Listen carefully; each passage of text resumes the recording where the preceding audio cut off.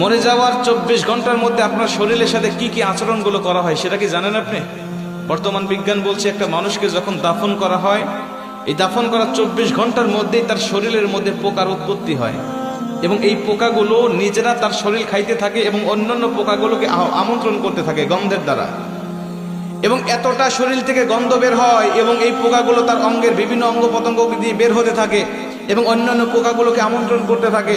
এবং এই লাশের বয়স যখন 3 দিন হয়ে যায় তখন তার নাকটা সর্বপ্রথম পচে একদম শেষ হয়ে যায়।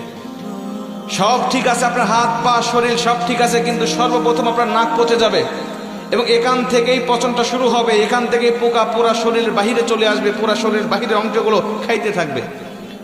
আপনার লাশের বয়স যখন 6 দিন হয়ে যাবে তখন আপনার হাতের এবং পায়ের নখগুলো খসে খসে পড়তে থাকবে। আপনি শুয়ে আছেন কবরের মধ্যে, কিন্তু আপনার হাতের নখও নাই, পায়ের নখও নাই, খসে পড়ে গেছে। 9 দিন যখন বয়স হয়ে যাবে তখন আপনার শরীরে মাথার হাতে পায়ের অঙ্গ প্রত্যঙ্গের যত চুল আছে, লোম আছে, সব চুলগুলো খসে খসে পড়তে থাকবে। কবরে শুয়ে আছেন আপনি, আপনার হাড় শুয়ে আছে, আপনার শরীর শুয়ে আছে, কিন্তু চুল আপনার শরীরে নেই, সব খসে খসে মাটিতে পড়তে থাকবে। বিজ্ঞান বলছে যখন এই লাশটার বয়স 17 দিন হয়ে যায়, এই 17 দিন পর্যন্ত লাশটা শুধু ফুলতে থাকে, ফুলতে থাকে, পেটটা শুধু ফুলতে থাকে।